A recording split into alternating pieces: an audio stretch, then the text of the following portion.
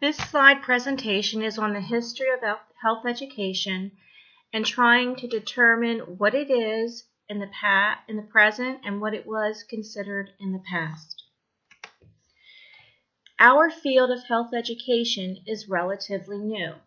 When compared to other areas like psychology or education, we are a relatively new field, and the first time anyone really tried to identify what health education was in the early or mid-1920s. And this definition is posted on the front page, and it's talking about a sum of experiences which favorably influence habits, attitudes, and knowledge related to an individual or a community. In 1951, Turner altered health education's definition by defining it as community health education and also defining what a health educator was. He identified community health education as a learning process where people became informed or oriented themselves to more intelligent health action. So he really began to focus on behaviors and how behaviors might change. He identified the community health educator as the person who helps organize and develop community interests of study and action to try to help solve health problems. Up until the 1960s, there was a belief that anyone could do health education, and therefore there were no formal training programs for health educators. In the late 1960s, the American Public Health Association developed standards for graduate programs offered in schools other than public health schools, and they began accrediting the schools and the programs. When something is accredited, it means that it meets a standard that is set by a national organization, and it means that all programs in that area have the same standards. The benefit of accrediting schools and programs was that it could be said that if you had a health education or a public health education degree, that everyone in those programs, no matter which school was attended, had very similar skills and knowledge. In 1973, health education was changed again in the definitions, and it was considered a process that bridges the gap between health information and health practice. And this is the point in time where people began to realize that someone could have health information but not have healthy behaviors related to that information. So in 1973, it was decided that health education really should help bridge the gap when someone has healthy information and unhealthy behaviors. And in 1973, it was identified that a health educator would be someone who involved people in helping them change their behaviors and changing their health directions. In 75, Miko and Ross changed again the definition of education and educator. They said that health education would be the application of behavioral sciences for improving the processes of health change and problem solving. So at this point in time, it was realized that health education was embedded in other fields of study like psychology, education, sociology, and any other behavioral sciences. The health educator, they said, was anyone who engaged in the planned approach to use health education for an individual, an organization, or social change. So again, they are identifying that health educators would have specific knowledge and skills that would help them plan and help them utilize other behavioral sciences to improve the education for individuals, organizations, or social change. In the late 1970s, SOPHE, the Society of Public Health Educators, developed standards for undergraduate training programs like the one you are in, and they began accrediting undergraduate programs. So if you think about prior slides, the graduate programs were accredited first by APHA, and then SOPHE began to accredit undergraduate programs. And again, remember, accreditation means that the program meets a standard, a national standard, and that everyone that attends an accredited program has a specific knowledge level and skill base that they can use in the field. In the 1980s, Mico and Ross changed their definition by saying that health education specialists should have the sole function of planning, conducting, and evaluating health education programs, and that health education was a highly sophisticated art and science with a growing body of professionals. So in the 80s, there was a big push to show that health educators or health education specialists had a specific set of skills and knowledge that were not like other people. In the 1980s, there were very few jobs that required a health educator or a health education degree. So it was in the 80s that organizations in health education really started to fight to show people that health educators were different. They were not nurses. They were not sociologists. They were not social workers. They were not psychologists. They were not physical education teachers. They were, in essence, a special population of trained professionals. And the belief that there is an art and science of health education was critical, because what that meant was the art side of it is the skills or the creativity or the innate ability to know how to change behaviors. But the science part of it was what we learn in biology and chemistry and microbiology and in the planning processes and evaluation processes. That was a knowledge and skill base that other professionals did not have, and therefore could not perform health education as well as someone trained in the field. This is Green, Kruder, Deeds, and Partridge, and they also defined health education in the 80s, and they said it was a design combination of methods to facilitate voluntary adaptations of behavior conducive to health. One of the key terms in this definition is the word voluntary. This is the first time that people really identified the fact that behavior changes had to be voluntary, that it was not our job to force changes upon people, but to help them learn how to change their behavior and to make informed decisions. And also in 1980, something called the Role Delineation Project happened. When this occurred, there was a huge divide in health educators, whereas some thought that this was an important project and some people did not like the concept at all.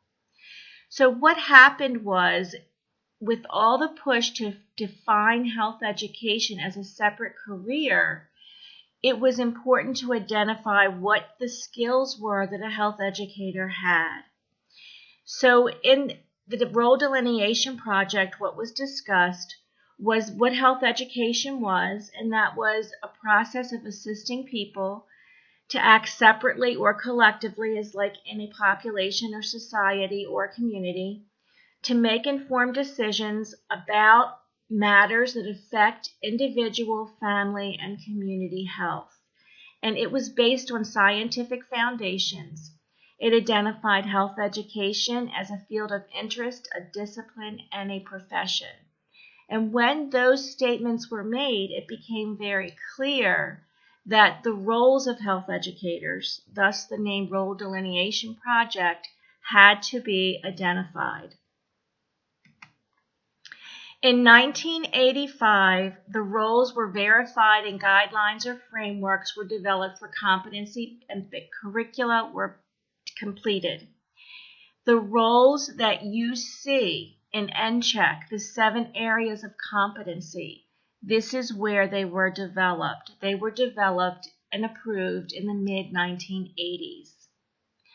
Those roles and the verification of those roles led toward the certification process that you now know as CHES or MCHES, so Certified Health Education Specialist and Master Certified Health Education Specialist. NCHEC, or the National Commission of Health Education Credentialing, was formed in 1988, and they were responsible for developing the nationally based competency exam, The exam is based on those 7 areas of professional preparation, and they were also given the task of developing and approving professional development activities so that CHES could receive continuing education credits or continuing education units. Continuing education is required of all CHES. Once you pass your certification exam, you are required to obtain 75 continuing education units every 5 years. And they encourage you to get 15 a year so that you're not trying to get 75 in the 5th year. The purpose of those continuing education units is to help you stay on top of the latest information and the latest research in our field. In 1992, Sophie and Ahi developed the Graduate Standards in Health Education. And as you should be aware, AHI no longer exists. It's been incorporated into Shape America with AFERD. But this is when the MS and PhD graduate standards were formed, which further developed the concept that if someone had a master's or PhD in health education, they had a set number of skills and knowledge that they could incorporate in the field. The more recent developments in the history of health education, a critical one that you may not realize is so new is the Healthy People Report. The first Healthy People Report was produced in 1990. And if you can get a hold of that copy of that document and you can look at Healthy People 2020, you will see how much the goals and areas of interest have changed over the last 30 years. The concept of developing this report called Healthy People, and it's created every 10 years, we're now in Healthy People 2020, was to look at the national data in areas of health and then to create national goals for the entire United States to strive to reach. Most state and local health departments use the Healthy People Report to generate their own local goals and objectives for health in that decade. Every 5 years, there is a survey done to look at how we're progressing. So currently or in the next year, you'll be able to see the report on where we stand in Healthy People 2020 because we're halfway through the decade. So a report will be published by the federal government that shows our progress. Another recent development that is critical to what's happened in health education is the increase in healthcare costs. In the last 20 or 30 years, the healthcare costs have increased dramatically, and that has caused insurances to increase their rates, and it has caused many people to go bankrupt because when they try to pay their healthcare bills, they just don't have enough money. Also, until very recently, there was an increase in people without health insurance because they could not afford it. With the implementation of the Affordable Care Act a few years ago, the number of people without health insurance has decreased dramatically. And the concept is the same concept that is used with car insurance. If you drive a car, you have to have car insurance. And the concept with the Affordable Care Act is if you use health care, which is everyone, then you must have health insurance. The concept is the same as the car insurance policies. The more people who join the health insurance exchanges, the more money there is to pay bills, and therefore healthcare costs should eventually decrease, and the cost of health insurance to individuals should decrease. Currently, things that have happened, one is the development of MCHES, which is a Master Certified Health Education Specialist. And this came with the realization that after someone was a health educator for probably about 10 years, their skill set really changed. So, for example, there are skills that I have as a health educator that most of you do not have. And that's because I've been a health educator for over 30 years. So there are things that I can do with ease that you may struggle with. One of those, as you should know, is the issues of writing grants, developing budgets, managing a team, leading a team, supervising people. Those are all skills that a master CHES have that someone with a new CHES certification may not have. The other issue that's related to MCHES and CHES is the actual development of CHES in the 1980s was to lead towards the ability for health educators to be able to third-party bill health insurance companies. There are states which have regulations now where health educators can bill health insurance companies. And when you ask the national organizations where they stand on it, they believe that each state should impose their own regulations. Some people think that's a good idea, and other professionals in the field believe that the national organizations like SHAPE, SOFI, and APHA should all work together to force a national standard on health educators being able to third-party bill. So if you think back to the 1980s with the Role Delineation Project, the Role Delineation Project led to a clear delineation of duties and responsibilities that belong to health educators and not anyone else. That led to the development of the CHES exam, and it also led to the development of the MCHES exam.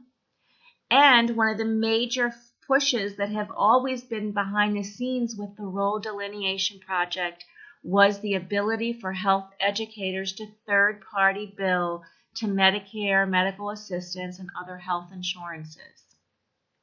Another current issue is health care reform. There's constantly looking at ways to reform health care. There are several developments that have happened recently that affect that. One of them is the Affordable Care Act and the implementation of mandatory health insurance. Another one is the implementation of electronic health records. And this really goes hand in hand with healthcare reform and regulating healthcare and trying to facilitate reasonable expenses. With the use of electronic health records, everyone is supposed to have access to their medical records as quickly as by the touch of a computer button. You should be able to go into your medical record and see anything that's happened in the last several years. In reality, there is a rule where everything is supposed to eventually go from paper to electronic, so all of your health records would be put into an electronic system. The other issue with that electronic health system is that doctors and other healthcare providers would all have access to your records at the touch of a computer button. So if you have tests done by Dr. A and you want to go to Dr. B for a second opinion, you go to Dr. B and Dr. B can actually pull up your health records. There are mandatory regulations that all electronic health record systems be able to communicate with each other. So if a hospital or a doctor's office is using an electronic health record system and it's approved by that part of the government, then it can communicate with all other health records. People have questions about how that came about and how it was enforced. And what happened was Medicare decided that by 2016, they would no longer pay physicians or pharmacies for anything unless it was sent to them electronically. So Medicare is switching to a total electronic system. When Medicare does, whatever Medicare does, typically all health insurance companies follow. So if all health insurance companies and Medicare go to the place where they only accept electronic billing, all medical professionals must be in an electronic health record system in order to be paid. And that's why there was an impetus. There was a lot of money put into giving incentives to doctors and hospitals to change.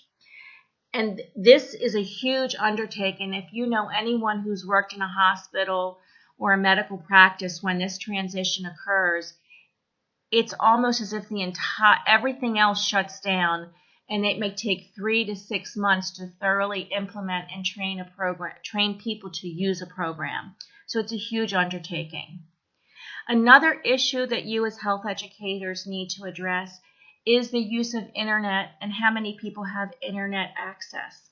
So as you're developing programming, a lot of times we want to use social marketing and social media, which is great, but one of the things you need to understand is not all communities in which you work will have internet access. So that is something to keep in mind. Most major cities either have already done this or are in the process of doing it, and that is creating internet access, wireless internet access to everyone in that area. The reason that decision was made was creating wired internet access is often almost impossible in older buildings because of how they're built and the wiring that's existing. So creating wireless internet access for people has actually been very beneficial to a lot of programs. However, there are a lot of rural communities that do not have internet access, and you need to understand that when you're going out to develop health education programs. You need to know the internet accessibility for your population. You also need to stop to think about what other issues are out there that are going to affect health education and you as a health educator. You need to think about all of those things that are out in the public right now, the discussions that are being made, the pros and cons of the Affordable Care Act and the insurance system the way it's set up now, whether or not we should go to a national insurance exchange versus individual states having an exchange, how to control the costs of medications, how to make sure that all people have equitable access to health care. If you look at Healthy People 2020, there's a huge section on disparity and why disparity exists and what you do as a health educator to address that. So you need to stop and think about what is going on in health education and where you think we're going as a profession and what are some big issues that might come up as you continue through the field. This concludes the lecture on health history or the history of health education. You now need to complete the online assignments that relate to this lecture.